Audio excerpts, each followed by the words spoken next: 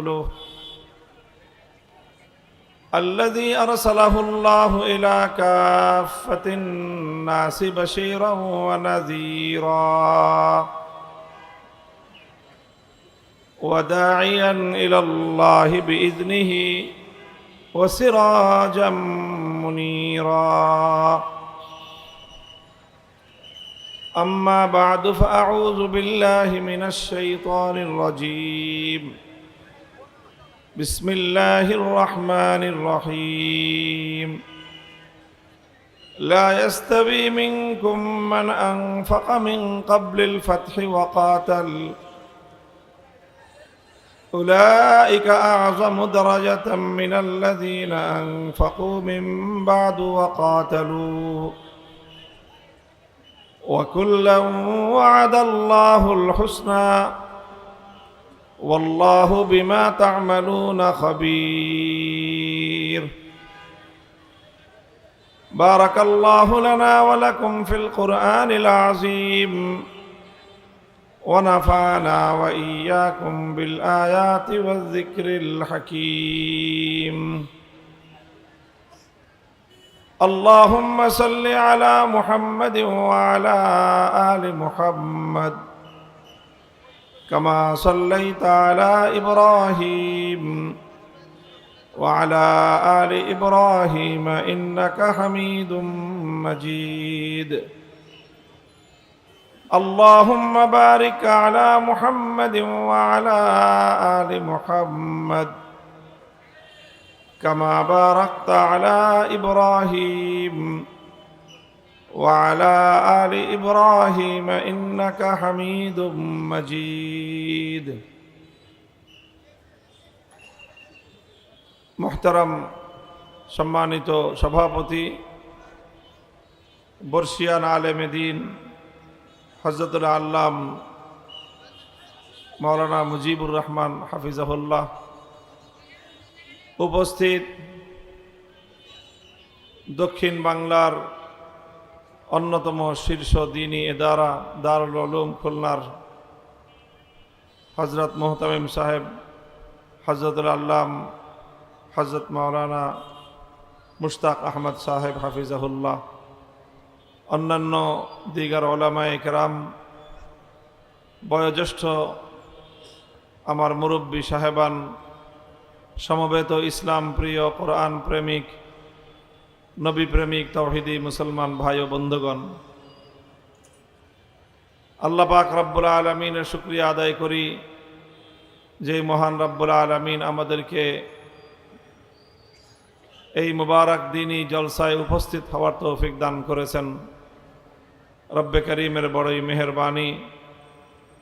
আল্লাহ পাক রব্বুল আলামিনের দরবারে কালেমাতুশ শুকরের হাদিয়া পেশ করি আলহামদুলিল্লাহ।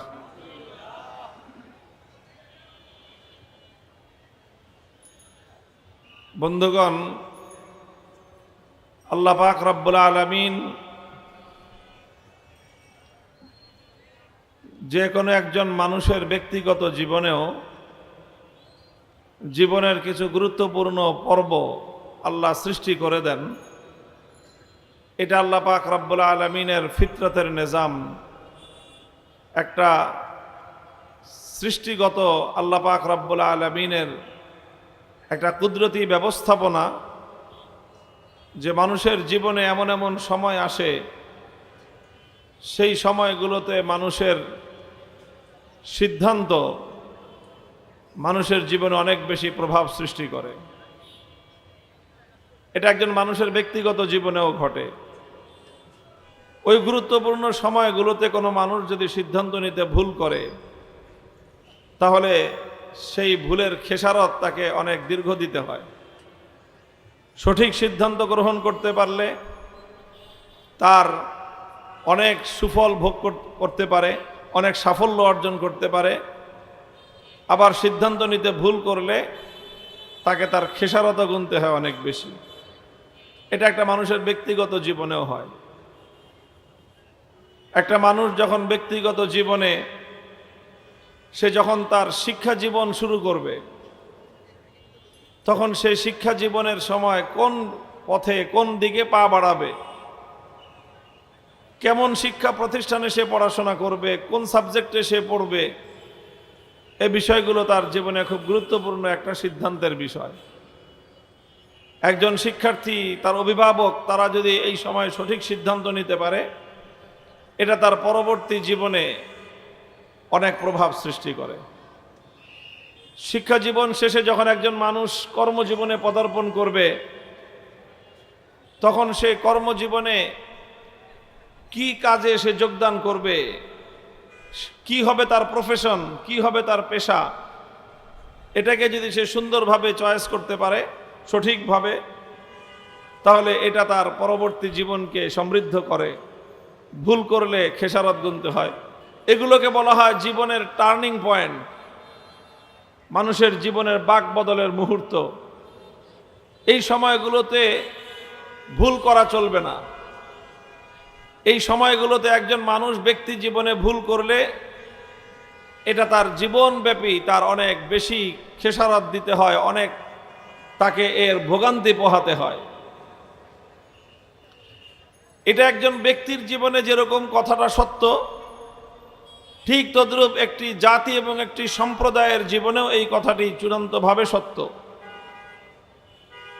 একটা জাতির জীবনে এমন গুরুত্বপূর্ণ কিছু সময় আসে, যেই সময়ের উপর নির্ভর করে সেই জাতির পরবর্তী ইতিহাস রচিত হয়, সেই জাতির আগামী গন্তব্য নির্ধারিত হয়, যে সেই জাতির ভবিষ্যৎ কি হবে, কোন দিকে যাবে।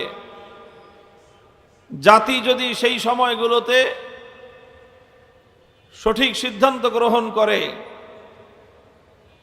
তাহলে সেই জাতি উন্নতি করতে পারে, সফলতা অর্জন করতে পারে। আর যদি সেই সময়গুলোতে জাতি তার সিদ্ধান্ত গ্রহণ করতে ভুল করে, তাহলে তার খেসারত অনেক লম্বা গুনতে হয়। কত সুন্দর বলা হয়েছে যে লমহুনে খাতা কি সদিয়ুনে সাজা পাই, লমহুনে খাতা কি সদিয়ুনে সাজা পাই। কয়েক মুহূর্তের ভুল শতাব্দীর পর শতাব্দী পর্যন্ত তার শাস্তি ভোগ করতে হয়। ভুল কিন্তু মানুষ শতাব্দীকাল ধরে, সহস্রাব্দীকাল ধরে করে না, ভুল করে কয়েক মুহূর্তেই, কিন্তু সেই ভুলের মাসুল গুনতে হয় শত শত বছর।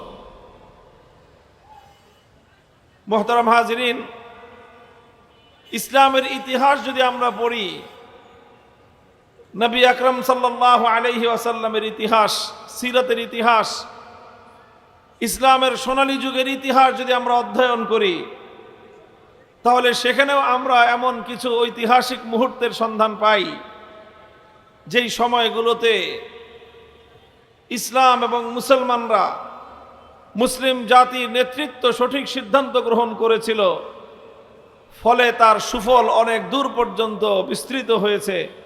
উম্মত দীর্ঘদিন পর্যন্ত সেই সকল সিদ্ধান্তের সুফল ভোগ করেছে। সিরাতুন নবী সাল্লাল্লাহু আলাইহি ওয়াসাল্লাম, আল্লাহর নবীর যে জীবন, বিশেষ করে নবী আকরাম সাল্লাল্লাহু আলাইহি ওয়াসাল্লামের নবুয়ত পরবর্তী যে জিন্দেগি 23 বছর, এটাই হলো ইসলামের সর্বোচ্চ মানের সময়, যুগ। দৌরে নবুয়ত, দৌরে রিসালাত, আহদে রিসালাত যেটাই বলি, নবুয়তের যুগ। খায়রুল কুরুনি করনি, নবীজি বলেছেন সর্বশ্রেষ্ঠ এবং সর্বোত্তম যুগটা হলো আমার যুগ। তো সেই খায়রুল কুরুনের মধ্যে সর্বশ্রেষ্ঠ যুগ যেটা, নবী করিম সাল্লাল্লাহু আলাইহি ওয়াসাল্লামের জীবদ্দশার যেই সময়, সেই সময়টাতেও ইসলামের কিছু গুরুত্বপূর্ণ মুহূর্ত সামনে এসেছে। প্রতিটি ক্ষেত্রে নবী আকরাম সাল্লাল্লাহু আলাইহি ওয়াসাল্লাম এক একটা সিদ্ধান্ত গ্রহণ করেছেন। সেই সিদ্ধান্তের মাধ্যমে এটা এক একটা মাইল ফলক তৈরি হয়েছে, যে মাইল ফলককে অনুসরণ করে পরবর্তী উম্মত সেগুলোকে নিজেদের জীবনে অনুসরণীয় দৃষ্টান্ত হিসেবে অনুসরণ করবে। নবী আকরাম সাল্লাল্লাহু আলাইহি ওয়াসাল্লামের জিন্দেগির, নবুয়তের জীবনের, নবুয়ত লাভ করার পরে গুরুত্বপূর্ণ একটা বাক বদলের মুহূর্ত ছিল হিজরত। হিজরত ইলাল মদিনা, আল্লাহ নবী মদিনা থেকে হিজরত করার সিদ্ধান্ত নিলেন। নবী আকরাম সাল্লাল্লাহু আলাইহি ওয়াসাল্লাম হিজরত করার মতো একটা বড় ধরনের ঝুঁকি নিলেন। হিজরতের বিষয়টা সিদ্ধান্ত গ্রহণ করাটা খুব সহজ বিষয় ছিল না, চারটিখানি কথা ছিল না, অনেক বড় ঝুঁকি নিতে হয়েছে, অনেক বড় ত্যাগ এবং কোরবানি স্বীকার করতে হয়েছে, অনেক স্যাক্রিফাইস করতে হয়েছে। দুইটা জিনিসের উপর ভিত্তি করে নবী আকরাম সাল্লাল্লাহু আলাইহি ওয়াসাল্লাম হিজরত করার মতো সিদ্ধান্ত নিয়েছিলেন। তার মধ্যে একটা ছিল অনেক বড় ঝুঁকি, আর একটা ছিল অনেক বড় ত্যাগ। সিদ্ধান্ত নেওয়ার সময় এই দুটো বিষয়কেই মাথায় রাখতে হয়। প্রয়োজনে ঝুঁকি নিতে হবে। ঝুঁকি নেওয়ার ক্ষেত্রে ভয় করলে সেই জাতি সফল হতে পারে না। পৃথিবীতে দ্বিতীয় আর কোনো বাইতুল্লাহ, কোনো কাবা নাই যেটাকে সরাসরি বাইতুল্লাহ বলা হবে। একমাত্র ভূখণ্ড মক্কা, যেখানে আল্লাহ পাক রব্বুল আলামিনের ঘর। মসজিদে হারাম যে বাইতুল্লাহকে কেন্দ্র করে গড়ে উঠেছে, 1 রাকাত নামাজ পড়লে 1,00,000 রাকাত নামাজের সওয়াব। পৃথিবীতে দ্বিতীয় আর কোনো ভূখণ্ড এমন নাই। একমাত্র ভূখণ্ড পবিত্র মক্কা, যেখানে বাইতুল্লাহ মসজিদে হারামকে কেন্দ্র করে হাজার হাজার বছরের অনেক ঐতিহ্য এবং ইতিহাস রচিত হয়েছে। হযরত খলিল ইব্রাহিম আলাইহিস সালাতু ওয়াস সালাম সহ আল্লাহর নবীর পূর্বসূরি বংশধরদের সকল স্মৃতি, সকল ইতিহাস, সুখ দুঃখের হাসি কান্নার অনেক স্মৃতি জড়িয়ে ছিল মক্কার সাথে। নবী আকরাম সাল্লাল্লাহু আলাইহি ওয়াসাল্লামের জন্ম এই মক্কায়, শৈশব কেটেছে মক্কায়, যৌবন কেটেছে এই মক্কায়, নবুয়ত লাভ করেছেন এই মক্কায়। নিজের বাবা মা, নিজের পূর্বপুরুষ সকলে শায়িত আছে এই মক্কার মাটিতে। এই সব কিছু ছিল। রাসূল আকরাম সাল্লাল্লাহু আলাইহি ওয়াসাল্লাম এই সব কিছুকে এক পাল্লায় রেখেছেন। এই সকল সুখের স্মৃতি ত্যাগ করেছেন। এই সকল নিজের আনন্দ ঘন অতীতকে তিনি ত্যাগ করেছেন, শুধুমাত্র একটা জিনিসকে সামনে রেখে। মক্কায় সব কিছু থাকলেও যেই দিন তিনি দুনিয়াতে নিয়ে এসেছেন, যেটা তার জীবনের মিশন, যেটা তার জীবনের ভীষণ, যে উদ্দেশ্য বাস্তবায়নের জন্য আল্লাহর নবী দুনিয়াতে প্রেরিত হয়েছেন, সেটা শুধুমাত্র অতীতের স্মৃতিকে আঁকড়ে ধরা নয়। যে আদর্শ নিয়ে তিনি এসেছেন, সে আদর্শ শুধুমাত্র অতীতের স্মৃতি আর গালগল্প নয়। যে আদর্শ নিয়ে তিনি জমিনে এসেছিলেন, সে আদর্শ শুধুমাত্র অতীতের ইতিহাস চর্চা করা নয়, বরং সেই আদর্শ ছিল গোটা উম্মতের জন্য, গোটা মানব সভ্যতার জন্য একটি সুন্দর ভবিষ্যৎ বিনির্মাণ করা। এই জন্য নবী আকরাম সাল্লাল্লাহু আলাইহি ওয়াসাল্লাম সুন্দর ভবিষ্যতের জন্য সুন্দর অতীতকে বিসর্জন দিয়েছেন। মক্কা শহর, বাইতুল্লাহর শহর, মসজিদে হারামের শহর, জমজমের শহর, মাকামে ইব্রাহিমের শহর, নিজের পূর্বপুরুষদের শহর, নিজের জন্মস্থানের শহর, নিজের শৈশব কৈশোর যৌবনের শহর, এই সব কিছু ছাড়ার জন্য রাসূল সাল্লাল্লাহু আলাইহি ওয়াসাল্লাম প্রস্তুত হলেন। অনেক বড় ঝুঁকি ছিল। যাবেন কোথায়? এমন এক দেশে, নতুন এক দেশে তিনি চলে যাচ্ছেন, যেখানে তার জন্ম নয়, যেটা তার নিজের সম্প্রদায় নয়, যেটা নিজের জাতি নয়।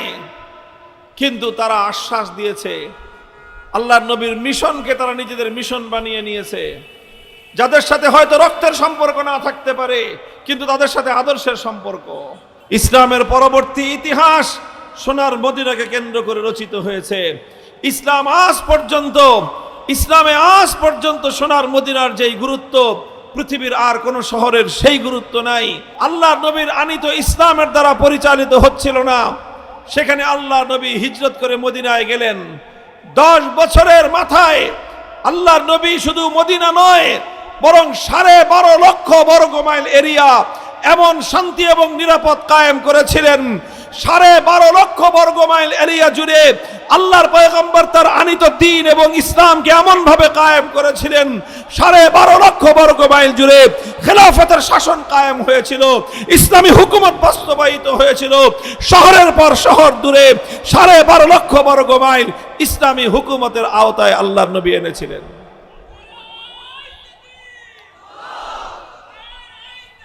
মুহতারাম হাজিরিন, এটা ছিল রাসূল আকরাম সাল্লাল্লাহু আলাইহি ওয়াসাল্লামের জীবনের প্রথম গুরুত্বপূর্ণ সিদ্ধান্ত, হিজরতের সুফল। দ্বিতীয় আল্লাহর নবীর গুরুত্বপূর্ণ টার্নিং পয়েন্ট, আল্লাহর নবী হিজরতের পরে গিয়ে সবচেয়ে বড় যে সিদ্ধান্তটা নিয়েছিলেন, সেই সিদ্ধান্ত হলো এই যে এতদিন পর্যন্ত ইসলামের নীতির মধ্যে 2টা মৌলিক কর্মসূচি ছিল। একটা ছিল মানুষকে দাওয়াত দাও, শুধুমাত্র দাওয়াতের কাজ। আরেকটা কাজ ছিল মানুষের কাছে দ্বীন শেখাও, তালিম ছিল, তালিমে দ্বীন ছিল, আর তাবলীগে দ্বীন ছিল।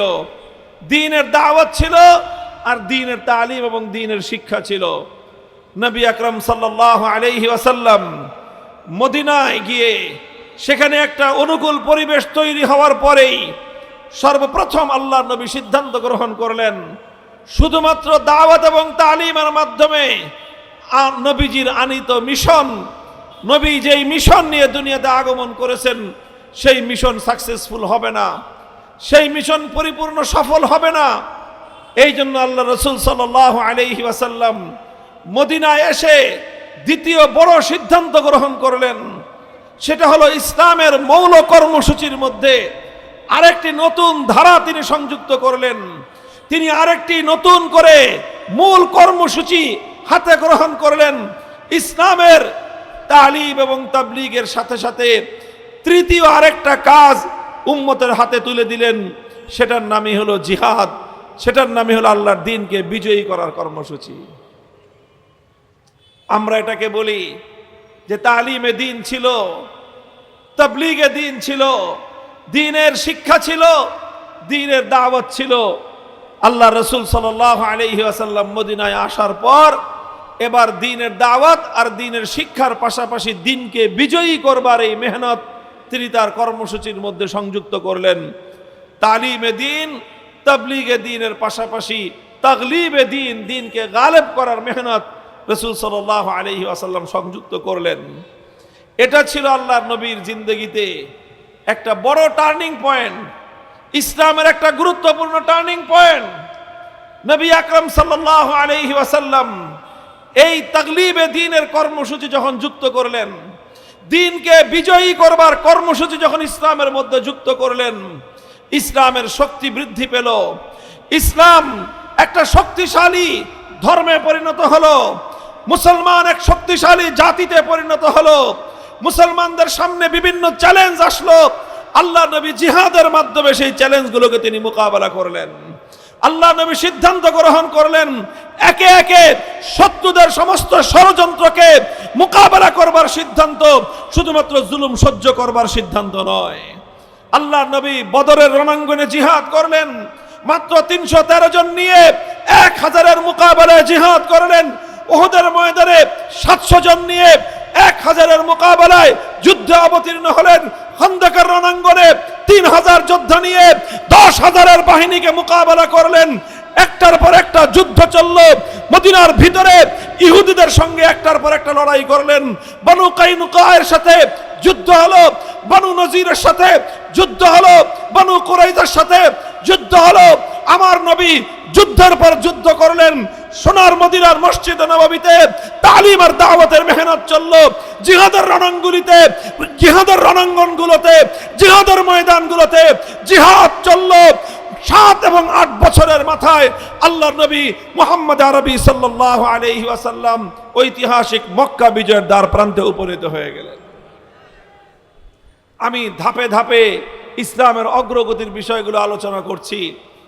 আল্লাহর পয়গম্বরের দ্বিতীয় টার্নিং পয়েন্ট জীবনে যে সিদ্ধান্তের মধ্য দিয়ে হয়েছে সেটা হলো জিহাদ করতে হবে। এতদিন পর্যন্ত আমরা জিহাদ করি নাই, সোজা আঙ্গুলে ঘি উঠানোর চেষ্টা করেছি। দুনিয়াবাসী দেখেছে সোজা আঙ্গুলে ঘি উঠে না।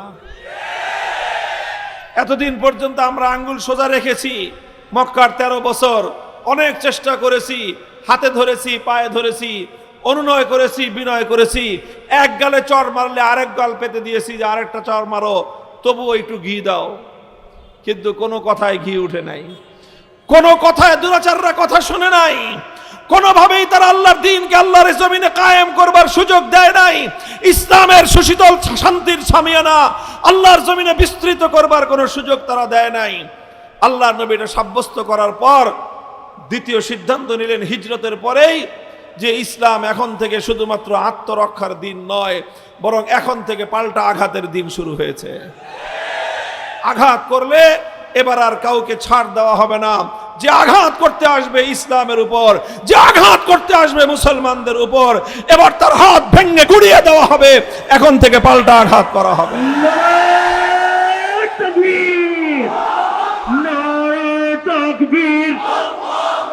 দিয়েছি তো রক্ত, আরো দেব রক্ত,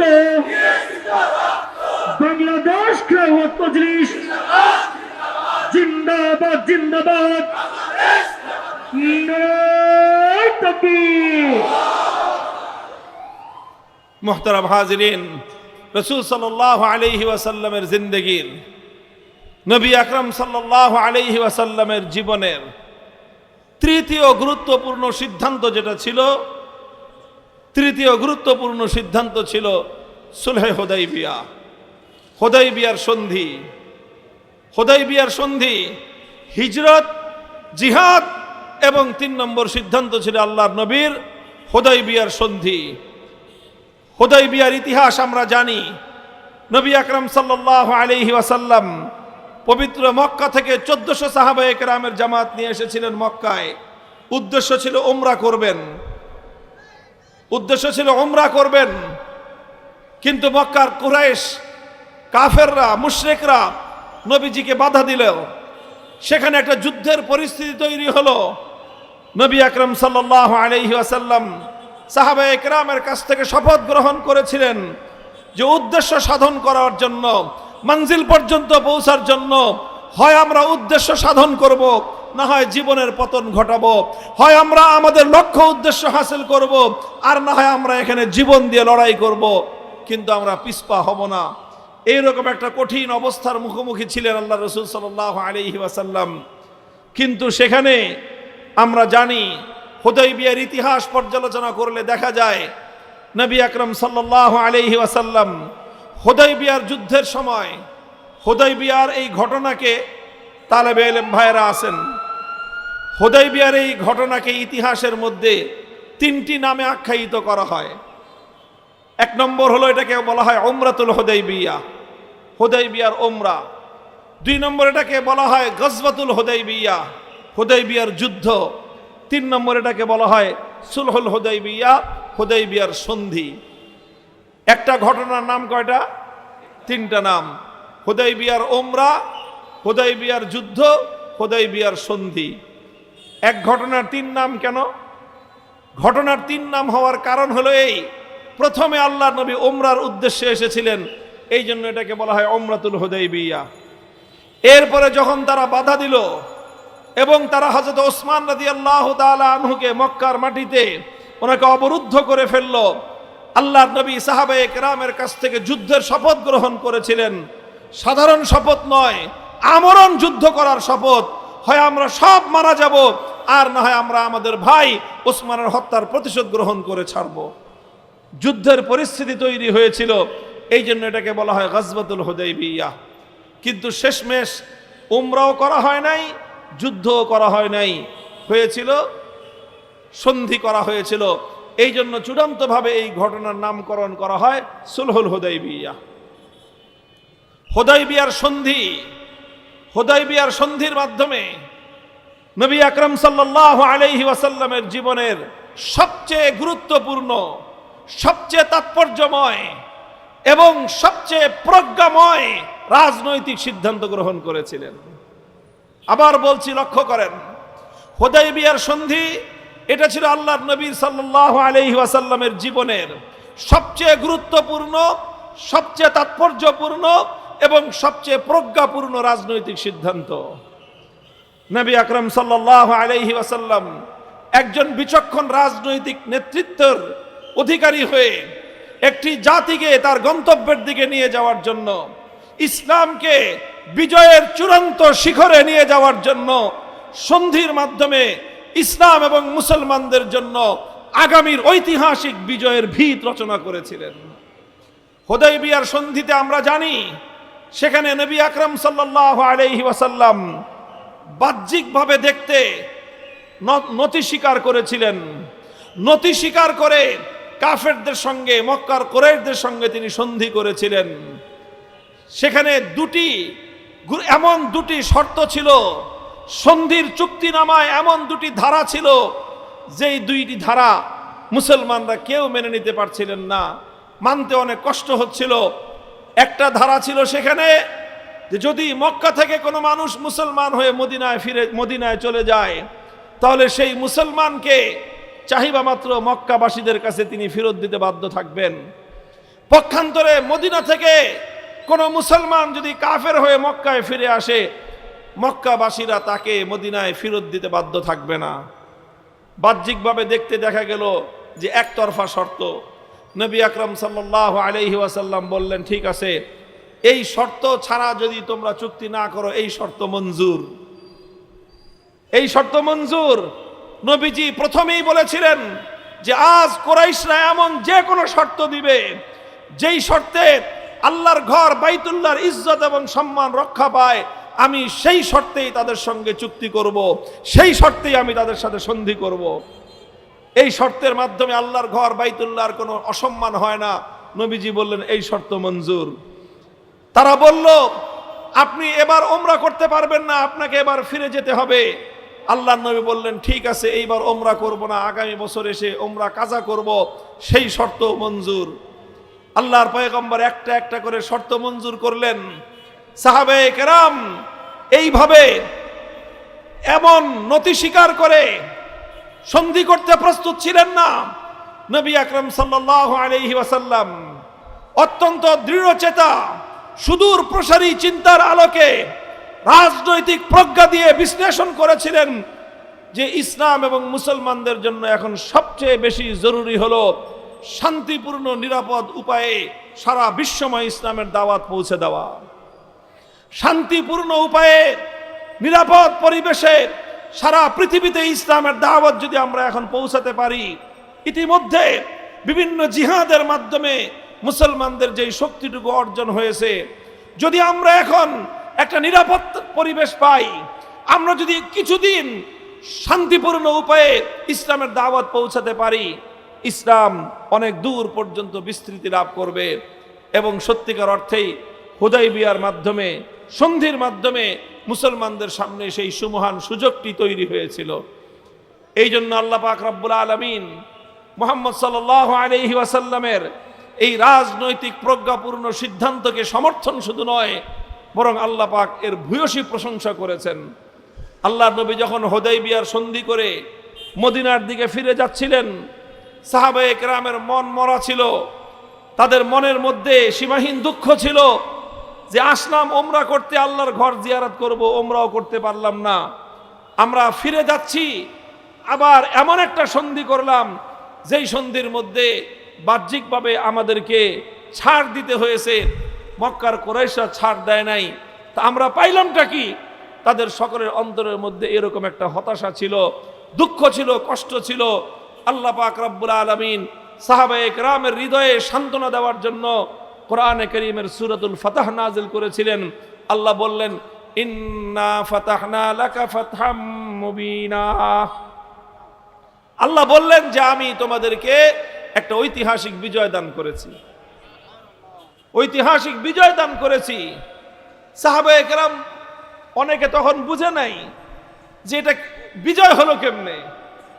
আমরা সন্ধি করলাম, কাফেররা কঠিন শর্ত দিল, আমরা মেনে নিলাম। আমাদেরকে শর্তের দিক থেকে, চুক্তির ধারার দিক থেকে আমাদেরকে নমনীয়তা অবলম্বন করতে হলো, বিজয় আমাদের হলো কোত্থেকে? তৎক্ষণাৎ অনেক সাহাবাদের বুঝে আসে নাই, কিন্তু আল্লাহর কথার উপর ঈমান, আস্থার বিশ্বাস ছিল ঠিক। 2 বছরের মাথায় সকল সাহাবায়ে কেরাম এই হুদাইবিয়ার সন্ধির যে তাৎপর্য এবং তার যে সফলতা তারা হাতে হাতে টের পেয়েছিলেন। এই জন্য সাহাবায়ে কেরাম পরবর্তী উম্মতকে লক্ষ্য করে বলতেন, আনতুম তাউদ্দুন আল ফাতহা ফাতহা মাক্কাতা ওয়া কুন্না নাউদ্দুল ফাতহা ফাতহা ওয়া কুন্না নাউদ ওয়াকাদ কানা ফাতহু মাক্কাতা ফাতহান ওয়া কুন্না নাউদ্দুল ফাতহা সুলহুল হুদাইবিয়া। সাহাবায়ে কেরাম বলতেন, হে উম্মত, তোমরা আল্লাহর নবীর জীবনের সবচেয়ে বড় বিজয় মনে করো মক্কা বিজয়কে। নবীর জীবনের সবচেয়ে বড় বিজয় মনে করো তোমরা মক্কা বিজয়কে, যে মক্কা বিজয়ের মাধ্যমে আল্লাহর নবী বাইতুল্লাহর ঘরকে, আল্লাহর ঘরকে সকল মূর্তি মুক্ত করেছিলেন। আল্লাহর ঘর থেকে 360টা মূর্তিকে তিনি ভূপাতিত করেছিলেন। মক্কা বিজয়ের মাধ্যমে যেই নগর থেকে আল্লাহর নবী বিতাড়িত হয়েছিলেন, যেই নগর থেকে আল্লাহর নবী জুলুম এবং নির্যাতন সহ্য করে যেখান থেকে তিনি প্রস্থান করতে বাধ্য হয়েছিলেন, যেই শহর তিনি ছাড়তে বাধ্য হয়েছিলেন, যেই শহরে তার জীবনে সবচেয়ে বেশি জুলুম এবং নির্যাতন সহ্য করতে হয়েছিল, মক্কা বিজয়ের মাধ্যমে আল্লাহর নবী সেই মক্কায় আবার বিজয়ী বেশে প্রবেশ করেছিলেন। মক্কা বিজয়ের পর গোটা আরব 1 বছরের মধ্যে ইসলামের শামিয়ানার নিচে জড়ো হয়েছিল। এই জন্য সাধারণ মানুষ, সাধারণ মুসলমানরা মক্কা বিজয়টাকেই আল্লাহর নবীর জীবনের সবচেয়ে বড় বিজয় বলে আখ্যায়িত করে। কিন্তু সাহাবীগণ বলেন যে মক্কা বিজয় এটা আসলে একটা মামুলি বিজয় ছিল, মক্কা বিজয় একটা সাধারণ বিজয় ছিল, আসল বিজয় ছিল হুদাইবিয়ার সন্ধি। আসল বিজয় হুদাইবিয়ার সন্ধি কেমনে ছিল অত দীর্ঘ সূক্ষ্ম আলোচনার মঞ্চ এটা নয়। তবে এতটুকু কথা যে মক্কা বিজয়ের ভিত রচিত হয়েছিল হুদাইবিয়ার মাঠে। যদি হুদাইবিয়ার মাঠে আল্লাহর নবী সেভাবে সন্ধি না করতেন তাহলে মক্কা বিজয়ের জন্য এই উপযুক্ত পরিবেশ তৈরি হতো না। হুদাইবিয়ার সন্ধি চুক্তি হয়েছিল বলেই আল্লাহর নবী রোম সম্রাট, পারস্য সম্রাটের নিকট ইসলামের দাওয়াত পৌঁছে দিতে পেরেছিলেন। হুদাইবিয়ার সন্ধি হয়েছিল বলেই আল্লাহর নবী খায়বার বিজয় করে ইহুদিদের কোমর ভেঙে দিতে পেরেছিলেন। হুদাইবিয়ার সন্ধি হয়েছিল বলেই পৃথিবীতে মুসলমানদের সবচেয়ে কঠিন শত্রু, সবচেয়ে ষড়যন্ত্রকারী শক্তি, সবচেয়ে ষড়যন্ত্রকারী ভয়াবহ মানবতার দুশ্মন ইহুদিদের কোমর হাজার হাজার বছরের জন্য ভেঙে গুড়িয়ে দিতে পেরেছিলেন। এই জন্যই হুদাইবিয়ার সন্ধির এই তাৎপর্য। হুদাইবিয়ার সন্ধির মাধ্যমে ইহুদিদের বিপর্যয় ঘটেছে। হুদাইবিয়ার সন্ধির মাধ্যমে বড় বড় রাষ্ট্রগুলোর সঙ্গে ইসলামের কূটনৈতিক সম্পর্ক স্থাপিত হয়েছে। হুদাইবিয়ার সন্ধির মাধ্যমে ইসলাম আরবের বাইরে বিভিন্ন এলাকায় নিরাপদে প্রচার লাভ করার সুযোগ পেয়েছে। হুদাইবিয়ার সন্ধির চুক্তির বলেই আল্লাহর নবী 2 বছরের মাথায় মক্কা বিজয় করবার সুযোগ পেয়েছিলেন। মুহতারাম হাজিরিন, আমি আমার আলোচনার একটা পরিসমাপ্তি আছে, সেদিকে আমি আস্তে আস্তে যাব। তবে আমি আপনাদেরকে একটা কথা বোঝালাম যে 3টা ঘটনা নবী আকরাম সাল্লাল্লাহু আলাইহি ওয়াসাল্লামের জিন্দেগির একটা বাহিনী তৈরি করেছিলেন, যেই বাহিনীকে ইতিহাসের পাতায় বলা হয় জয়শে উসামা বাহিনী। সেই বাহিনীর কমান্ডার ছিলেন হযরত উসামা ইবনে যায়েদ রাদিয়াল্লাহু আনহু। নবীজি নিজ হাতে একটা ঝান্ডা বেঁধে দিয়ে উসামার হাতে তুলে দিয়েছিলেন, বলেছিলেন উসামা যাও তুমি যুদ্ধ করো। উসামা রাদিয়াল্লাহু তাআলা আনহুর নেতৃত্বে সেই বাহিনীতে বড় বড় সাহাবায়ে কেরাম ছিলেন। সেই বাহিনী রওনা হলো, মক্কার বাইরে চলে গেল। কিছু দূর যাওয়ার পরেই তারা সংবাদ পেলেন যে আল্লাহর নবীর শারীরিক অবস্থার মারাত্মক অবনতি ঘটেছে। এই জন্য তারা সফর স্থগিত করে অপেক্ষা করতে লাগলেন যে নবীজির কি হয়ে যায়। উসামা রাদিয়াল্লাহু আনহু বাহিনীকে মক্কার বাইরে অপেক্ষায় রেখে, মদিনার বাইরে অপেক্ষায় রেখে তিনি নিজে আল্লাহর নবীর সাথে দেখা করতে এলেন। নবীজির তখনও হুঁশ ফিরল। নবীজি উসামাকে বললেন, খবরদার, তুমি কেন এসেছো? যাও, তোমাকে যেই জিহাদের জন্য আমি প্রেরণ করেছি তুমি বাহিনী নিয়ে সেই জিহাদের জন্য রওনা হয়ে যাও। উসামা রাদিয়াল্লাহু আনহু, ওনার মা তাকে বললেন যে তুমি বাইরে গিয়ে আরেকটু অপেক্ষা করো, আমার পক্ষ থেকে সংবাদ না পাওয়া পর্যন্ত তুমি বাহিনী নিয়ে রওনা করবে না। হযরত উসামা মদিনার বাইরে গিয়ে অপেক্ষমান থাকলেন। এর মধ্যেই ওনার মায়ের পক্ষ থেকে সংবাদ আসলো যে নবীজির ইন্তেকাল হয়ে গেছে, তুমি তাড়াতাড়ি আসো। উসামা রাদিয়াল্লাহু আনহু যেই ঝান্ডা, জিহাদের যেই ঝান্ডা আল্লাহর নবী নিজ হাতে বেঁধে দিয়েছিলেন, হযরত উসামা সেই ঝান্ডা এনে নবীজির বাড়ির সামনে গেড়ে দিলেন। মাটিতে রাখেন নাই, মাথার উপর জমিনের উপর গেড়ে সেই ঝান্ডা আকাশের উপর পথ করে উড্ডীন অবস্থায় তিনি রাখলেন। নবীজির ইন্তেকাল হয়ে গেল, জানাজা হয়ে গেল, দাফন কাফন হয়ে গেল। খলিফাতুল মুসলিমিন আবু বকর সিদ্দিক তিনি খলিফা এবং আমিরুল মুমিনিন নির্বাচিত হলেন। খলিফা নির্বাচিত হওয়ার পরেই প্রশ্ন আসলো, এখন সেই উসামা বাহিনী কি হবে? তারা কি যুদ্ধে যাবে কি যাবে না? যুদ্ধে যাবে কি যাবে না? এমন সময় চতুর্দিক থেকে সংবাদ আসতে লাগলো, রোম সম্রাট, পারস্য সম্রাট তারা পরিকল্পনা করতেছে যে মুসলমানদের যে উত্থান শুরু হয়েছে, সেই মুসলমানদের নবী মারা গিয়েছেন, ইন্তেকাল করেছেন। এখন মুসলমানরা দুর্বল অবস্থায় আছে, নেতৃত্বহীন অবস্থায় আছে, ভগ্ন হৃদয়। এখন তাদের এই দুর্বলতার সময়ে যদি আক্রমণ করা যায়, মুসলমানদের প্রাণ কেন্দ্র মদিনা দখল করা যাবে। এই জন্য সেই রোমান সম্রাট মদিনার উপর আক্রমণ করার পরিকল্পনা করতেছিল। পৃথিবীর বিভিন্ন বড় বড় শাসকরা মদিনার উপর হামলা করবে, এই ধরনের পরিবেশ তৈরি হয়ে আছে। মুহতারাম হাজিরিন, মদিনায় তখন আল্লাহর নবীর সকল বিবিগণ বিদ্যমান, যারা উম্মাহাতুল মুমিনিন, তাদের নিরাপত্তার প্রশ্ন ছিল যে আল্লাহর নবীর ইন্তেকালের পরে নবীর স্ত্রীরা, উম্মতের মা, এই উম্মতের মায়েদের জান মাল ইজ্জত আবরু নিরাপত্তা নিশ্চিত করা উম্মতের জন্য সবচেয়ে গুরুত্বপূর্ণ চ্যালেঞ্জ ছিল। এই সময়ে মদিনার উপর যেন কেউ হামলা চালাতে না পারে, মুসলমানদের মা, আল্লাহর নবীর স্ত্রীদের সম্মান রক্ষা করা, তাদের ইজ্জত রক্ষা করা সবচেয়ে গুরুত্বপূর্ণ প্রশ্ন ছিল। এই সময়ে প্রশ্ন আসলো, এখন উসামার বাহিনী রওনা করবে কি করবে না। এদিক দিয়ে যাকাত অস্বীকারীরা তারা মাথাচাড়া দিয়ে উঠলো, ওদিক দিয়ে ভণ্ড নবীরা মাথাচাড়া দিয়ে উঠতে আরম্ভ করলো, ওদিক দিয়ে রোম সাম্রাজ্য চোখ তুলে তাকালো মদিনার দিকে। বড় বড় রাষ্ট্রগুলো, বড় বড় শক্তিগুলো মদিনার দিকে চোখ তুলে তাকাচ্ছে, মদিনাকে দখল করা যায় কিনা। এমন সময় প্রশ্ন আসলো, উসামার বাহিনী এখন কি করবে? অধিকাংশ মানুষের পরামর্শ ছিল যে এই সময়ে মদিনার নিরাপত্তা নিশ্চিত করা বেশি জরুরি, কাজী উসামার বাহিনী এখন রওনা করা ঠিক হবে না, এখন আগে আমরা মদিনার নিরাপত্তা নিশ্চিত করি, মদিনাকে আগে নিরাপদ রাখি, এরপরে আস্তে আস্তে আমাদের এই যুদ্ধ পরিচালনা করা যাবে। আবু বকর সিদ্দিক রাদিয়াল্লাহু তাআলা আনহু, যিনি নম্র কোমল হৃদয়ের মানুষ ছিলেন, কিন্তু এই তিন ক্ষেত্রে ভণ্ড নবীদের ফিতনার মোকাবেলা, যাকাত অস্বীকারীদের ফিতনার মোকাবেলা এবং দূর দূরান্ত থেকে যারা সোনার মদিনার উপর আক্রমণ করার জন্য লোভাতুর দৃষ্টি নিয়ে তাকাচ্ছে, তাদের এই ফিতনার মোকাবেলা করবার জন্য উসামা বাহিনীকে প্রেরণ করার এই কঠিন সিদ্ধান্ত, এই সিদ্ধান্ত গ্রহণ করবার ক্ষেত্রে আবু বকর সিদ্দিক রাদিয়াল্লাহু তাআলা আনহু, যিনি মোমের মতো নরম মানুষ ছিলেন, তিনি লৌহ কঠিন সিদ্ধান্ত গ্রহণ করলেন, লৌহ কঠিন সিদ্ধান্ত নিলেন।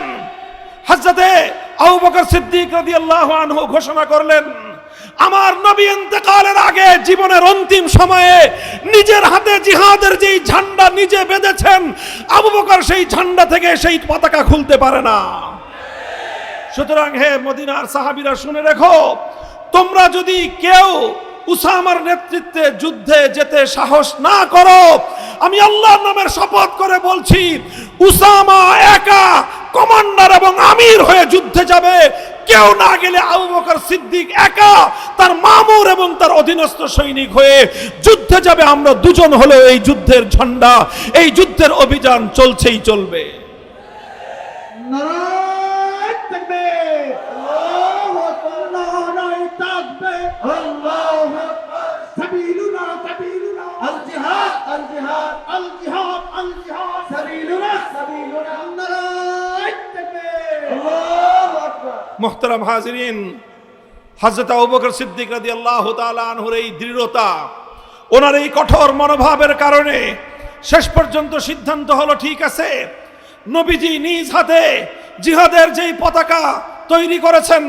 নবীজি নিজ হাতে জীবনের অন্তিম সময়ে জিহাদের যেই ঝান্ডা বেঁধেছেন, সেই ঝান্ডা খোলা হবে না, সেই বাহিনী যুদ্ধের জন্য রওনা হবে। আল্লাহর রহমতে, নবীর সিদ্ধান্তের বরকতে, নবীর বাহিনী প্রেরণ করার বরকতে আল্লাহ পাক উম্মতকে হেফাজত করবেন। উসামার বাহিনী রওনা হয়ে গেল, উসামার লস্কর রওনা হয়ে গেল, জয়শে উসামা জিহাদের অভিযানে বের হয়ে গেল। এই অভিযানে বের হওয়ার সাথে সাথে গোটা আরব বিশ্ব সহ বহির শক্তিগুলোর অন্তরের মধ্যে এক ভীতির তৈরি হয়ে গেল। যারা মনে করছিল মুসলমানরা দুর্বল হয়ে গেছে, যারা মনে করছিল মুসলমানরা এখন নেতৃত্ব শূন্য, যারা মনে করছিল মুসলিম জাতির নবীজির ইন্তেকালের পরে এখন তারা ভীরু এবং তারা দুর্বল হয়ে গিয়েছে, তাদের ভুল ভেঙে গেল যে না, এই জাতি তো সেই জাতি না যে তারা তাদের নবীর ইন্তেকালে তারা ভীত হয়ে গেছে। এই জাতি সেই জাতি নয় যারা তাদের নবীর ইন্তেকালের পরে নেতৃত্ব শূন্য হয়ে গিয়েছে। এই জাতি তো সেই জাতি নয় যারা তারা নবীর ইন্তেকালের পরে সিদ্ধান্ত নিতে দুর্বলতার পরিচয় দেয়।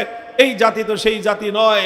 এখন তো তারা দেখা যাচ্ছে নিজেদের ঘর সামলায় তারা এখন অন্যের উপর আক্রমণ পরিচালনা করার জন্য রণাঙ্গনে জিহাদের কাফেলা প্রেরণ করে। সুতরাং যেই সকল পরাশক্তি অপশক্তি মদিনার দিকে চোখ তুলে তাকাবার দুঃসাহস করছিল, তাদের সকলের দৃষ্টি অবনত হয়ে গেল, ভয়ে ভীত সন্ত্রস্ত হয়ে গেল। যে ভাবছিলাম মদিনায় আক্রমণ করা যাবে, ওরে বাপ রে বাপ, মুসলমানরা দেখা যায় আগের চেয়ে আরো বেশি শক্তিমান হয়েছে, তাদের জোশ এবং জজবা দিয়ে আরো বেশি বেড়ে গেছে। জয়শে উসামা প্রেরণ করা, এটা হযরত আবু বকর সিদ্দিক রাদিয়াল্লাহু তাআলা আনহুর এমন একটা সিদ্ধান্ত ছিল যে এক সিদ্ধান্তের মাধ্যমে সারা দুনিয়া ঠান্ডা হয়ে গেছে। এক সিদ্ধান্তের মাধ্যমে সমস্ত শত্রুর চোখ নিচে নেমে গিয়েছে। এক সিদ্ধান্তের মাধ্যমে সমস্ত শত্রুকে কঠিন বার্তা দেওয়া হয়েছে, খবরদার সোনার মদিনার দিকে যদি কেউ চোখ তুলে তাকাও, আবু বকর তার চোখ উপড়ে ফেলবে। ভাই, গুরুত্বপূর্ণ সময়ে সাহসী সিদ্ধান্ত নিতে হয়, দনমনো করা চলবে না। দুর্বলতা ভীতি প্রদর্শন করলে শত্রু আপনার ঘাড়ে চেপে বসবে। আবু বকর সিদ্দিক রাদিয়াল্লাহু আনহুর এই ঐতিহাসিক সিদ্ধান্তের মাধ্যমে উম্মত এটা বুঝতে পেরেছে। যাকাত অস্বীকারীদের মাধ্যমে আবু বকর সিদ্দিক কঠোর সিদ্ধান্ত গ্রহণ করলেন। তিনি বললেন, ওয়াল্লাহি লাউ মানাউনি ইকালান কানু ইউআদ্দুনাহু ইলা রাসূলিল্লাহি সাল্লাল্লাহু আলাইহি ওয়াসাল্লাম লামানাতু লাকাতালতুহুম আলা মানিহা। আমার নবীর যুগে যেই ব্যক্তি উট যাকাত দেওয়ার সময় উটের গলায় একটা রশি বেঁধে দিত, আজ যদি সে মনে করে নবীজি নাই, সুতরাং আমি আবু বকরকে এখন শুধুমাত্র উট দিব, উটের গলার রশি দেওয়ার দরকার কি? খবরদার, মনে রেখো, আমার নবী ইন্তেকাল করেছেন, ইসলাম ইন্তেকাল করে নাই। নবীজি দুনিয়া থেকে বিদায় নিয়েছেন, নবীর আদর্শ দুনিয়া থেকে বিদায় নেয় নাই, নবীর দ্বীন দুনিয়া থেকে বিদায় নেয় নাই। আমার নবী দ্বীনকে যে অবস্থায় রেখে গিয়েছেন, নবীর দ্বীনের উটের গলা থেকে একটা রশি খুলবার যদি কেউ দুঃসাহস করে, আবু বকর সিদ্দিক তার বিরুদ্ধে যুদ্ধের ঘোষণা করবে।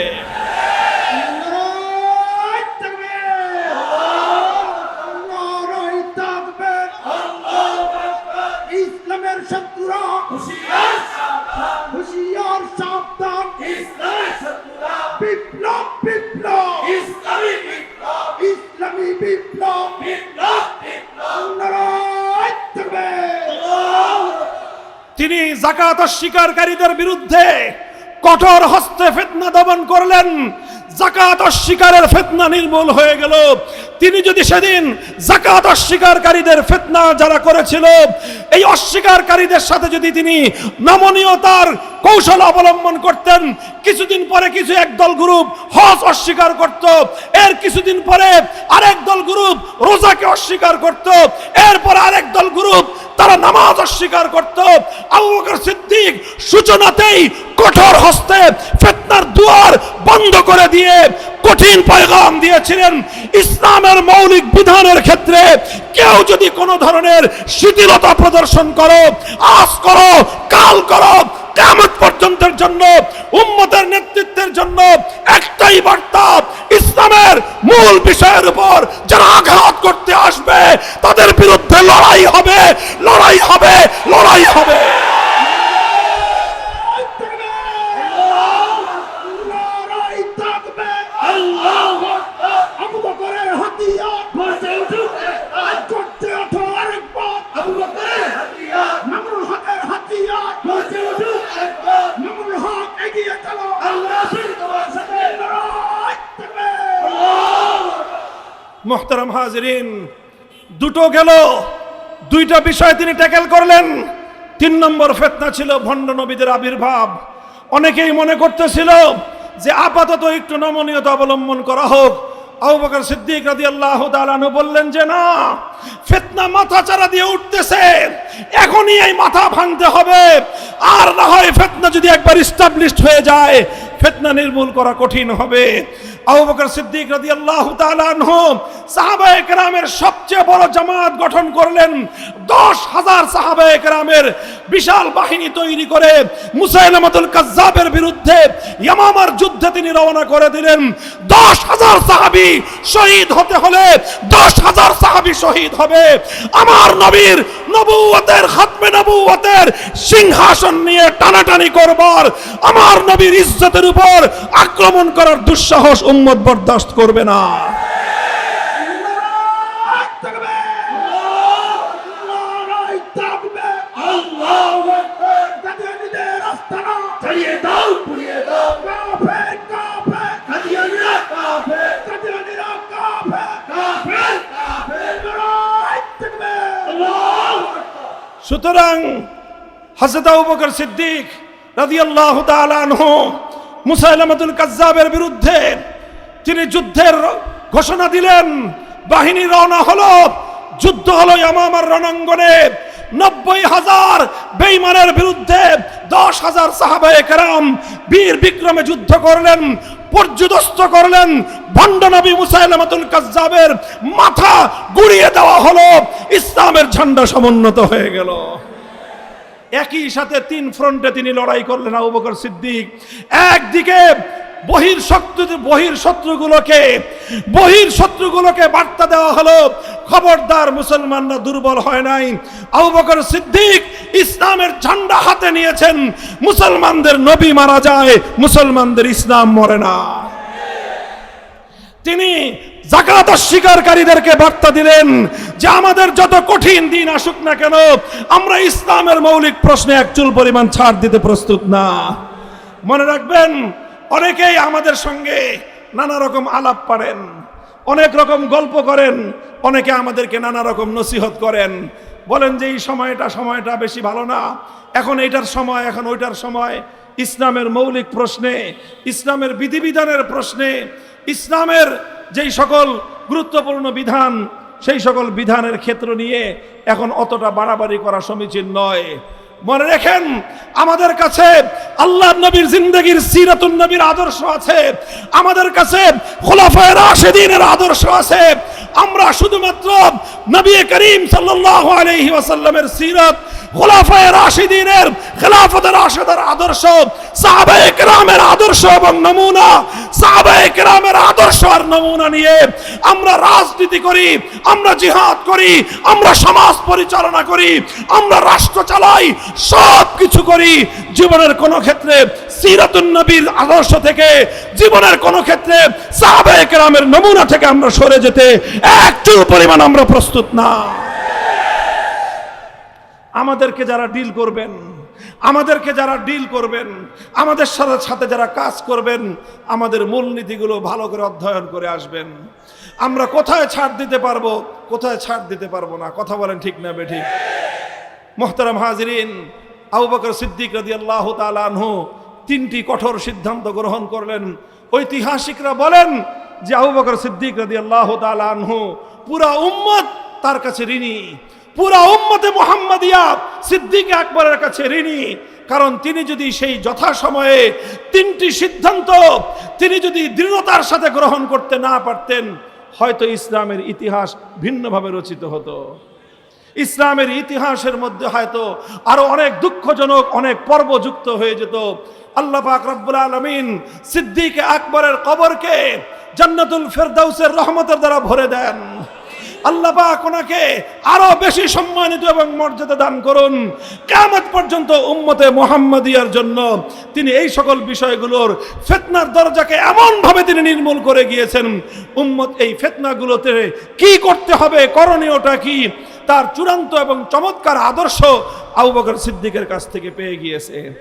আজ আমরা বলতে চাই, আমাদের সামনে যত কঠিন পরিস্থিতি হোক না কেন, আমরা যত কঠিন অবস্থার সম্মুখীন হই না কেন, আন্তর্জাতিক শক্তি আমাদের ব্যাপারে যতই নাক গলাবার চেষ্টা করুক না কেন, যত শক্তি আমার দেশের আভ্যন্তরীণ বিষয় নিয়ে যতই মাথা ঘামাবার চেষ্টা করুক না কেন, আমাদেরকে যত রকম ট্যাগ দেওয়ার চেষ্টা করা হোক না কেন, আমাদেরকে যত রকম আমাদেরকে অপবাদ দেওয়ার চেষ্টা করা হোক না কেন, আমরা আমাদের আদর্শের ব্যাপারে আপোষহীন ছিলাম, আপোষহীন আছি, আমরা আগামীর দিনেও আপোষহীন থাকবো ইনশাআল্লাহ। ভারতের দালালেরা হুঁশিয়ার সাবধান, আমেরিকার দালালেরা হুঁশিয়ার সাবধান, মুক্তির রাজপথ ইসলামী খেলাফত, এই সমাজ ভাঙতে হবে, বিজয় নারায় তাকবীর। কাজেই রাজনৈতিক এই অস্থিতিশীলতার বাহানা দিয়ে, আন্তর্জাতিক ষড়যন্ত্রের বাহানা দিয়ে উম্মতে মুহাম্মাদিয়াকে সরওয়ারে কায়নাত মুহাম্মদ আরবীর নামুসের রিসালাতের ইজ্জতের হেফাজতের প্রশ্নে আমাদের কাছ থেকে যদি কেউ নমনীয়তা আশা করে, আমরা বলবো তোমরা বোকার স্বর্গে বসবাস করছো। খতমে নবুয়তের মাসআলা, খতমে নবুয়তের ইস্যু আমাদের ঈমানের ইস্যু, খতমে নবুয়তের ইস্যু আমার ভালোবাসার ইস্যু, খতমে নবুয়তের ইস্যু আমার জীবনের ইস্যু। আমি আমার জিন্দেগি কুরবান করতে প্রস্তুত। খতমে নবুয়তের উপর কোনো আঘাত বরদাস্ত করতে আমরা প্রস্তুত না। নারায় তাকবীর, আল্লাহু আকবার। নবীর পরে নবী নয়, সংসদে আইন চাই, নবীর পরে নবী নয়, নবীর পরে নবী নয়, সংসদে আইন চাই, নারায় তাকবীর। আগামীর দিনে আমাদের প্রধান বিবেচনার বিষয়গুলোর মধ্যে এটা অন্যতম একটা বিষয় হবে, আমরা আল্লাহ নবীর ইজ্জতের প্রশ্নে কারো সঙ্গে নমনীয়তা প্রদর্শন করতে পারবো না। এই বাংলার মাটি শাহাদাতের রক্ত দিয়ে পবিত্র করা হয়েছে। সবচেয়ে বেশি শাহাদাতের রক্ত গিয়েছে আল্লাহর নবীর আশিকে রাসূল উম্মতের রক্ত। শাপলা চত্বরে আমরা রক্ত দিয়ে বিপ্লবের ভিত আমরা তৈরি করেছিলাম। শাপলা চত্বরে রক্ত দিয়ে ফ্যাসিবাদের বিরুদ্ধে লড়াইয়ের সূচনা আমরা করেছিলাম। শাপলা চত্বরে রক্ত দিয়েছিলাম বলে জুলাই বিপ্লব সংগঠিত হয়েছে। সুতরাং শাপলাকে মাইনাস করে আল্লাহ নবীর ইজ্জতের প্রশ্নকে পাশ কাটিয়ে আগামীর বাংলাদেশ নির্মাণ হতে পারে না, নির্মাণ হতে দেব না।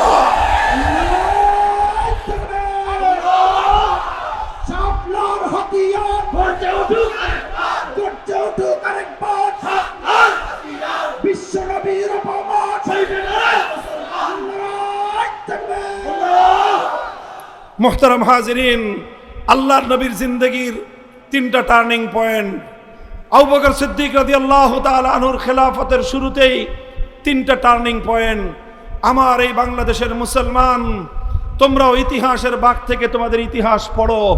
আমাদের এই জমিন, এই ভূখণ্ড, এই পবিত্র জন্মভূমি, আমরা ইতিহাসের ঠিক এমনই দুটো বাঁক অতিক্রম করে তৃতীয় বাঁকের সম্মুখীন। আমরা সিদ্ধান্ত নিতে ভুল করা যাবে না। আমাদের প্রথম বাঁক ছিল ইতিহাসের, যেটা আমাদের পূর্বপুরুষরা করেছেন। সেটা হলো আমাদের পূর্বপুরুষরা হিন্দুত্ববাদের আধিপত্যকে মেনে নেন নাই। আমাদের পূর্বপুরুষরা হিন্দুত্ববাদের আধিপত্যকে কোনোদিনও এই জমিনে বরদাস্ত করে নেন নাই। বলবেন হুজুর কিভাবে এই কথা বললেন? আমি বলবো তোমরা ইতিহাস পড়ো। 1905 সালে আমার পূর্বপুরুষ, তোমার পূর্বপুরুষ এই মুসলিম জাতিসত্তার ভিত্তিতে মুসলমানদের মাথা উঁচু করে দাঁড়াবার স্বার্থে, মুসলমানদের স্বকীয় জাতিসত্তা গঠন করবার অভিপ্রায়ের ইচ্ছা নিয়ে কলকাতার দাদাবাবুদেরকে সালাম জানিয়ে ওদেরকে আধিপত্য খর্ব করে ঢাকার নেতৃত্বে পূর্ব বাংলার উত্থানের জন্য বাংলাকে বিভক্ত করে আলাদা স্বাধীন প্রদেশ গড়ে তুলেছিল। 1905 সালে বঙ্গভঙ্গ হলো, কিন্তু হিন্দুত্ববাদীরা মুসলমানরা জেগে উঠুক, মুসলমানরা স্বনির্ভর হোক, মুসলমানরা স্বকীয় নেতৃত্বের গুণে তারা বলিয়ান হোক, হিন্দু উগ্রবাদীরা কোনোদিন সেটাকে বরদাস্ত করে নেয় নাই। এই রবীন্দ্রনাথ ঠাকুর সহ সাম্প্রদায়িক উগ্র জঙ্গিবাদী গোষ্ঠী তারা সহিংস আন্দোলনের মধ্য দিয়ে মুসলমানদের উত্থানকে ঠেকিয়ে দেওয়ার চেষ্টা করেছিল। বঙ্গভঙ্গ রদ বলা হয় এটাকে।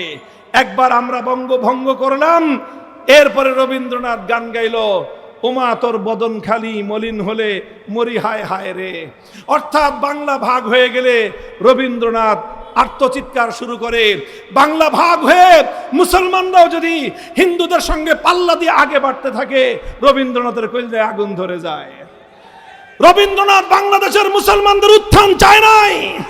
রবীন্দ্রনাথ ঠাকুর বাংলার মুসলমানদের উত্থানের বিরুদ্ধে কবিতা রচনা করেছিল। ওটা হলো রবীন্দ্রসঙ্গীত।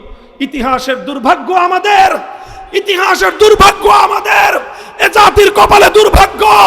যেই রচনা, যে সঙ্গীত, রবীন্দ্রসঙ্গীত তৈরি হয়েছিল মুসলমানদের উত্থান রোধ করার জন্য, যে সঙ্গীত রচিত হয়েছিল মুসলমানদের ঢাকা বিশ্ববিদ্যালয় প্রতিষ্ঠার সংগ্রামকে কলুষিত করবার জন্য, যে সঙ্গীত রচিত হয়েছিল এই বাংলার মুসলমানরা মাথা উঁচু করে দাঁড়াবার জন্য, সেই সঙ্গীত যেটা মুসলমানদের বিরুদ্ধে রচিত হলো, যেই সঙ্গীত এই বাংলার বিরুদ্ধে রচিত হয়েছিল, পরবর্তী অযোগ্য নেতারা, অযোগ্য নেতৃত্ব, দেশ বিরোধী, জাতি বিরোধী, জাতির স্বাধীনতা বিরোধী, জাতির ঐতিহ্য বিরোধী কুলাঙ্গার গোষ্ঠী সেই রবীন্দ্রসঙ্গীতকে বাংলাদেশের জাতীয় সঙ্গীতের মর্যাদা দিয়ে দেশ এবং জাতিকে কলঙ্কিত করেছিল।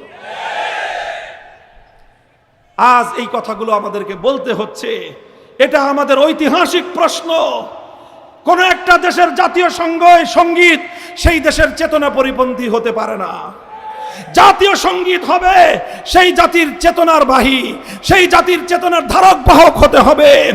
আজ আমাদের কাদের উপর রবীন্দ্রসঙ্গীতকে যেটাকে চাপিয়ে দেওয়া হয়েছে জাতীয় সঙ্গীত হিসেবে, আমরা তার ঐতিহাসিক প্রেক্ষাপট আলোচনা করে বলতে পারি এই সঙ্গীত আমাদের জাতীয় চেতনার বাহী নয়, বরং এই সঙ্গীত আমাদের জাতীয় ঐতিহ্যের সঙ্গে সরাসরি সাংঘর্ষিক।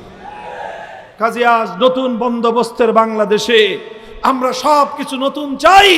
একটি বাংলাদেশের শত শত বছরের ইতিহাস এবং ঐতিহ্যকে ধারণকারী একটি নতুন জাতীয় সঙ্গীত চাই আমরা। মোহতারাম হাজিরিন, বলতেছিলাম সেই 1905 সালে যখন তারা আমাদের বিরুদ্ধে ষড়যন্ত্র করে স্বাধীন পূর্ব বাংলার স্বকীয় উত্থানের বিরুদ্ধে ষড়যন্ত্র করেছিল, 1947 সালে আমাদের পূর্বপুরুষরা তার দাঁত ভাঙ্গা জবাব দিয়ে দিয়েছে। 47 সালে আমরা দিল্লির গোলামি মানি নাই, আমরা কলকাতার সঙ্গে থাকি নাই। আমরা বলেছি, আমরা তোমাদেরকে দেখেছি, তোমরা আমাদের উন্নতি বরদাস্ত করো না, তোমরা আমাদের উন্নতি দু চোখে দেখতে পারো না, সুতরাং তোমরা আলাদা, আমরা আলাদা। দেশ বিভক্ত করে দিল্লির গোলামির জিঞ্জির 47-এ আমরা ছিন্ন করেছিলাম। 47-এর পরাজিত দিল্লি আবার চেষ্টা করেছিল তার সেবা দাসদের কাঁধের উপর ভর করে আমার স্বাধীন বাংলাকে আবার গোলামির জিঞ্জিরে আবদ্ধ করতে। কথা বলেন ঠিক না বেঠিক? 1971 সালে ছিল আমাদের দ্বিতীয় টার্নিং পয়েন্ট। সেই দ্বিতীয় টার্নিং পয়েন্টে আমার বাংলাদেশ সঠিক সিদ্ধান্ত গ্রহণ করেছিল। পশ্চিম পাকিস্তানি খান পাঠানদের সঙ্গে আমরা একটা জাতীয় স্বার্থ নিয়ে ঐক্যবদ্ধ হয়েছিলাম। আমাদের কাছে ছিল ইসলামের স্বার্থ, আমাদের কাছে ছিল উম্মার স্বার্থ, আমাদের কাছে ছিল আমাদের হাজার বছরের পূর্বপুরুষদের ইচ্ছা, অভিপ্রায়, তাদের আকাঙ্ক্ষা এবং তাদের প্রত্যাশা যে আমরা আল্লাহর কোরআনের আইনের দ্বারা শাসিত হতে চাই। এই আশা আকাঙ্ক্ষা নিয়ে 47-এ পাকিস্তানের সঙ্গে আমরা যোগ দিয়েছিলাম। 24 বছর পর্যন্ত পাক হানাদার বাহিনী, পশ্চিম পাকিস্তানি স্বৈর শাসকরা আমাদের সঙ্গে কোনোদিন ভ্রাতৃত্বের আচরণ করে নাই। আমাদের সঙ্গে বারবার ওরা প্রভুত্বের আচরণ করতে চেয়েছে। ওরা আমাদেরকে ইসলামী নিজাম দেয় নাই, ওরা আমাদেরকে আল্লাহর কোরআনের শাসন দেয় নাই। ওরা কোরআনের শাসন কায়েম করবার প্রতিশ্রুতি দিয়ে পাকিস্তান কায়েম করবার পর 24 বছর পর্যন্ত গাদ্দারি আর বিশ্বাসঘাতকতা করেছে। ইতিহাসের সঠিক মুহূর্তে এসে বীর বাঙালি জাতি 71-এ মুক্তিযুদ্ধের সিদ্ধান্ত নিয়েছিল। এটা ছিল বাংলাদেশের বাক বদলকারী দ্বিতীয় ইতিহাস। মোহতারাম হাজিরিন, 71 এবং 47 দুটি বাক বদলের সঠিক সিদ্ধান্তের পর আমরা এসে আবার ইতিহাসের এক করুণ সন্ধিক্ষণে পড়ে গিয়েছিলাম।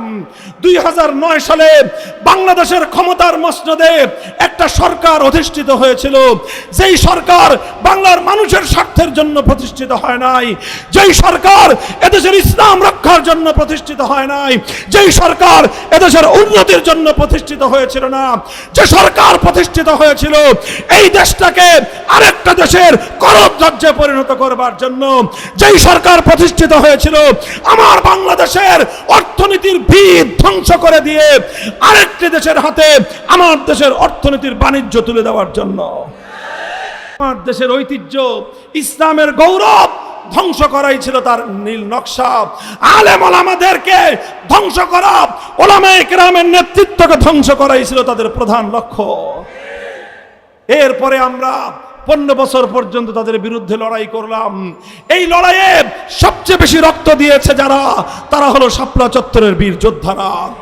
এই লড়াইয়ে সর্বপ্রথম জীবন দিয়েছে যারা, তারা হলো শাপলা চত্বরের যোদ্ধারা। এই লড়াইয়ে সর্বপ্রথম মোকাবেলায় বুক চিতিয়ে দাঁড়িয়ে গিয়েছিল যারা, তারা হলো আল্লামা আহমদ শফি, তারাই হলো আল্লামা জুনায়েদ বাবুনগরীরা। মোহতারাম হাজিরিন, আমরা বারবার তাদের বিরুদ্ধে রুখে দাঁড়িয়েছি। 2013-তে রক্ত দিয়েছি আমরা, 2021-এ জীবন দিয়েছি আমরা, কারাবরণ করেছি আমরা, নির্যাতিত হয়েছি আমরা, লাঞ্ছিত হয়েছি আমরা। এরপরে গিয়ে 2024-এর জুলাই বিপ্লবের পাটাতন তৈরি হয়েছে। এরপর জুলাইয়ের বিপ্লব আসলো, স্কুল থেকে আমার ছেলেরা বের হয়ে আসলো, কলেজ থেকে আমার সন্তানরা বের হয়ে আসলো, ইউনিভার্সিটি থেকে আমাদের ভাইয়েরা বের হয়ে আসলো, আলিয়া মাদ্রাসার ছাত্ররা নামলো, আমার কওমি মাদ্রাসার লক্ষ লক্ষ ছাত্র চার দেয়ালের বাইরে এলো, আজান দিল, জাতিকে মুক্ত করার আজান। তারা আজান দিল এই জাতিকে দাসত্বের শৃঙ্খল থেকে স্বাধীনতা দান করবার আজান। হাতে হাত রাখলো 4 কোটি ছাত্র জনতা।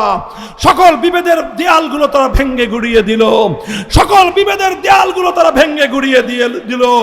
পাশ্চাত্যবাদী ভারতীয় দালাল সংস্কৃতির মাধ্যমে বাংলাদেশের ছাত্র জনতার মধ্যে যেই বিভেদের দেয়াল তৈরি করা হয়েছিল, যেই নিজেদের মধ্যে যেই সকল বিভেদ তৈরি করা হয়েছিল, 24-এর জুলাই বিপ্লবের সবচেয়ে বড় সিগনিফিকেন্ট অর্জন হলো সমস্ত বিভেদের দেয়াল ভেঙ্গে সব ছাত্ররা হাতে হাত রেখে দেশের জন্য, মাতৃভূমির জন্য, আজাদির জন্য, ভারতীয় আধিপত্যবাদের মোকাবেলা করবার জন্য যুদ্ধের প্রস্তুতি নিয়ে তারা মাঠে নেমে গিয়েছিল। আল্লাহ পাক আমাদেরকে বিজয় দান করেছেন, তবে সেই বিজয়ের পর্ব এখনো শেষ হয় নাই। জুলাই যুদ্ধ এখনো শেষ হয়নি। আবু সাঈদ মুগ্ধ, আবু সাঈদ মুগ্ধ, আরে জোরে বলেন, আবু সাঈদ মুগ্ধ। মনে রাখবেন, এই যুদ্ধ শেষ হয় নাই, এই যুদ্ধ শেষ হয় নাই। আমরা এখন সেই যুদ্ধের একটা গুরুত্বপূর্ণ পর্বে রয়েছি। আমরা বলি এই যুদ্ধের অন্তত জুলাই সনদ বাংলার জমিনে বাস্তবায়িত হতে হবে। অনেকে প্রশ্ন তুলে জুলাই সনদ বাস্তবায়িত হওয়ার কথা আমরা কেন বলি? জুলাই সনদের মধ্যে তো ইসলামের কথা নাই, জুলাই সনদের মধ্যে তো আল্লাহর কথা নাই। মোহতারাম হাজিরিন, জুলাই সনদের মধ্যে অনেক কিছু নাই, না থাকার মধ্যেও যা আছে তা অন্য কোথাও নাই। বলবেন জুলাই সনদের মধ্যে কি আছে? জুলাই সনদের মধ্যে 1947-এর দেশ বিভাগের কথা আছে, জুলাই সনদের মধ্যে এই দেশটা যে 1947-এ কিভাবে বিভক্ত হয়েছিল সেই বিভক্তির মূল কথা রয়েছে। এই দেশ ইসলামের জন্য 47-এ বিভক্ত হয়েছিল। এই দেশ আল্লাহর কোরআনের শাসন কায়েমের জন্য 47-এ ভারত থেকে আলাদা হয়েছিল। সেই গল্প জুলাইয়ের সনদে রয়েছে। নারায়ে তাকবীর। আল্লাহু আকবার। জুলাই সনদের বাস্তবায়ন করতে হবে, করতে হবে। জুলাই সনদের বাস্তবায়ন করতে হবে। নারায়ে তাকবীর। আল্লাহু। 2 নম্বর হলো জুলাই সনদের মধ্যে 71-এর মুক্তিযুদ্ধের গল্প আছে। 71-এর জুলুমের বিরুদ্ধে, বৈষম্যের বিরুদ্ধে লড়াইয়ের কথা জুলাই সনদের মধ্যে আছে। সুতরাং 47-কে ধারণ করে জুলাই সনদ, 71-কে ধারণ করে জুলাই সনদ। এরপরে আছে কি? এরপরে আছে 2013 সালের শাপলা চত্বরে আমার আর তোমার ভাইদের নবী প্রেমের সংগ্রামে অকাতরে জীবন দেওয়ার ইতিহাসের কথা। বাংলাদেশের আর কোন রাষ্ট্রীয় গল্পে, বাংলার আর কোন রাষ্ট্রীয় ইতিহাসের মধ্যে নবী প্রেমিক ইসলামী জনতার আত্মত্যাগ এবং কোরবানিকে স্বীকৃতি দেওয়া হয় নাই। আমাদের অনেক বঞ্চনা, আমাদের অনেক দুঃখ, অনেক বঞ্চনার ইতিহাস রয়েছে। এবার সেই সকল বঞ্চনা এবং দুঃখ ঘোচানোর সময় এসেছে। জুলাই সনদের মধ্যে 2013 সালের শাপলা চত্বরের দুঃখ গাথা আছে। মোহতারাম হাজিরিন, সর্বশেষ জুলাই সনদের মধ্যে 2024-এর জুলাই বিপ্লবে আমাদের সকলের সম্মিলিত অংশগ্রহণের কথা রয়েছে। সুতরাং আমি মনে করি জুলাই সনদ বাস্তবায়নের মধ্য দিয়ে শাপলা চত্বরকে স্বীকৃতি প্রদান করা হয়। জুলাই সনদ বাস্তবায়নের মধ্য দিয়ে 1947 সালের দেশ বিভাগের মূল সূত্রকে আবার স্মরণ করিয়ে দেওয়া হয়। জুলাই সনদের মাধ্যমে এই দেশটা 47-এ কেন দিল্লির অন্তর্ভুক্ত হলো না, কেন ভারতবর্ষের অন্তর্ভুক্ত হলো না, কেন 47 সালে এই দেশটা ভারত থেকে আলাদা থাকলো, সেই ইতিহাস স্মরণ করায় দিবে যুগ যুগান্তর পর্যন্ত জুলাই সনদ। মোহতারাম হাজিরিন, জুলাই সনদ বাস্তবায়িত হলেই আমাদের যুদ্ধ শেষ হয়ে যাবে না, বরং জুলাই সনদ বাস্তবায়িত হলে আমরা যেটা আশা করছি সেটা হলো আগামীর দিনে আমাদের জন্য এটা হুদায়বিয়ার সন্ধির মতো একটা ভিত্তি হয়ে থাকবে। হুদায়বিয়ার সন্ধি যেভাবে মুসলমানদের জন্য মক্কা বিজয়ের দুয়ার উন্মুক্ত করে দিয়েছিল, জুলাই সনদের বাস্তবায়ন বাংলার মাটিতে ইসলামী বিপ্লবের দুয়ার খুলে দেবে, ইসলামী বিপ্লবের দুয়ার খুলে দেবে ইনশাআল্লাহ। নারায়ে তাকবীর। আল্লাহু আকবার। নারায়ে তাকবীর। আল্লাহু আকবার। জুলাই সনদের বাস্তবায়ন করতে হবে, করতে হবে। নারায়ে তাকবীর। আল্লাহু। মুহতারাম হাজিরিন, আমার আজকের আলোচনার মূল ধারাবাহিকতা হলো আমি আল্লাহর পয়গম্বরের জিন্দেগির সিরাতুন নবীর 3টি তাৎপর্যময় গুরুত্বপূর্ণ ঘটনার আলোচনা করেছি। শিক্ষার্থী বন্ধুগণ, স্টুডেন্ট ভাইয়েরা, ছাত্র তালেবে ইলম, জ্ঞান গবেষণা যারা করেন, ইতিহাসের পাঠক যারা, তারা আল্লাহর নবীর জিন্দেগির গুরুত্বপূর্ণ এই 3টি টার্নিং পয়েন্ট বিশেষ বিবেচনা করবেন। এরপরে আবু বকর সিদ্দিক রাদিয়াল্লাহু তাআলা আনহুর জীবন থেকে 3টি তাৎপর্যময় ঘটনার সাদৃশ্য আমি তার সঙ্গে দেখিয়েছি।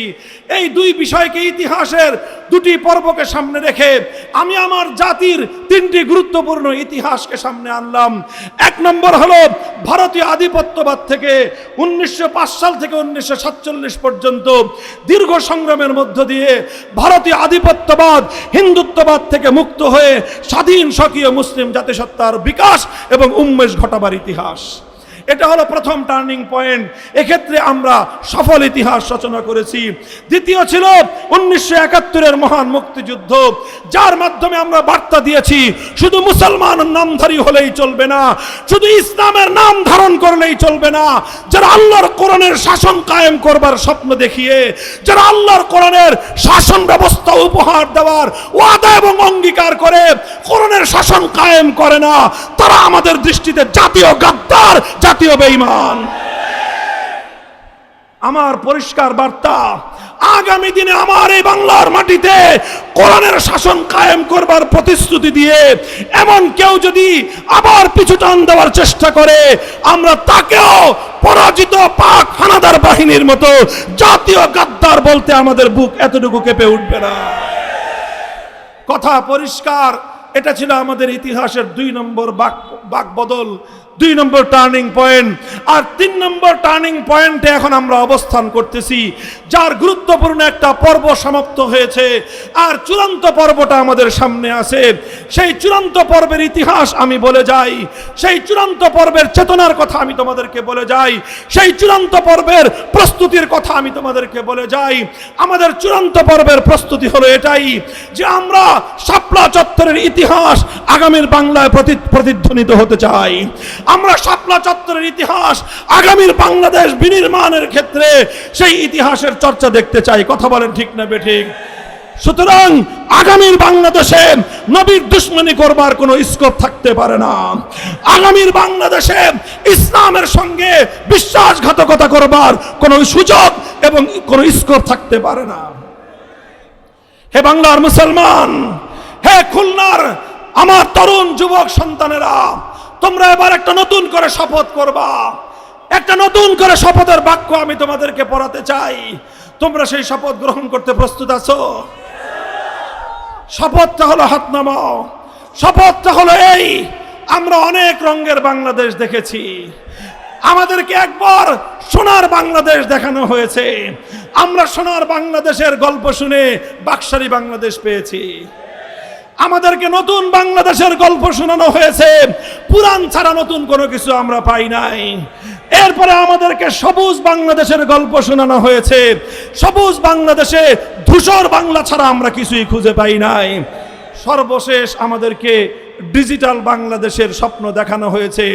ডিজিটাল বাংলাদেশে ডিজিটাল পদ্ধতিতে বাংলাদেশ ব্যাংকের ভোল্ট থেকে স্বর্ণ আর বাংলাদেশ ব্যাংকের নগদ অর্থ ডিজিটাল ভাবে পাচার হয়ে, বাংলার সম্পদ ডিজিটাল পদ্ধতিতে পাচার হয়ে ডিজিটাল বেগমপাড়া গড়া ছাড়া আর কোনো ডিজিটাল উন্নতি আমরা পাই নাই। সুতরাং আমরা বলতে চাই, সোনার বাংলাদেশ দেখা শেষ, নতুন বাংলাদেশের গল্প শেষ, সবুজ বাংলাদেশের গান গাওয়া শেষ, ডিজিটাল বাংলাদেশের ভাওতাবাজিও শেষ। এবারের নতুন বাংলাদেশ হবে ইসলামের বাংলাদেশ, খেলাফতের বাংলাদেশ।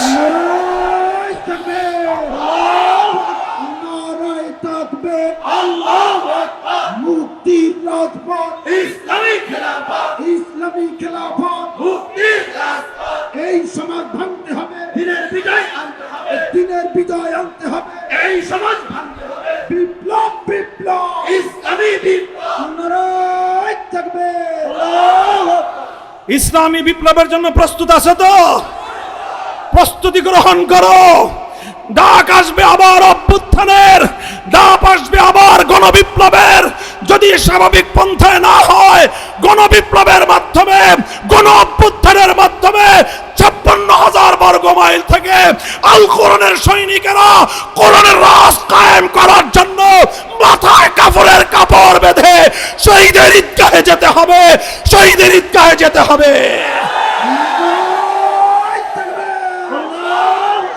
দিয়েছি তো রক্ত, দেব রক্ত, দিয়েছি তো রক্ত, দেব রক্ত।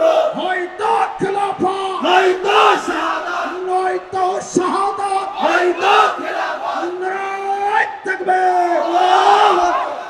ইনশাআল্লাহ প্রস্তুতি গ্রহণ করেন, রাজনৈতিক প্রজ্ঞা অর্জন করেন, রাজনৈতিক দূরদর্শিতা অর্জন করেন, বুকে সাহস এবং হিম্মত সঞ্চয় করেন। ইনশাআল্লাহ আগামীর বিশ্ব ইসলামের বিশ্ব। পশ্চিমা সকল আধিপত্যবাদী শক্তি, স্থানীয় সকল আধিপত্যবাদী শক্তির কবর রচিত হয়ে সেই কবরের উপর ইসলামের হেলালি নিশান উদ্দিন হওয়ার দিন সমাগত। নাসরুম মিনাল্লাহি ওয়া ফাতহুন করিব ওয়া আখিরু দাওয়ানা আলহামদুলিল্লাহি রাব্বিল আলামিন।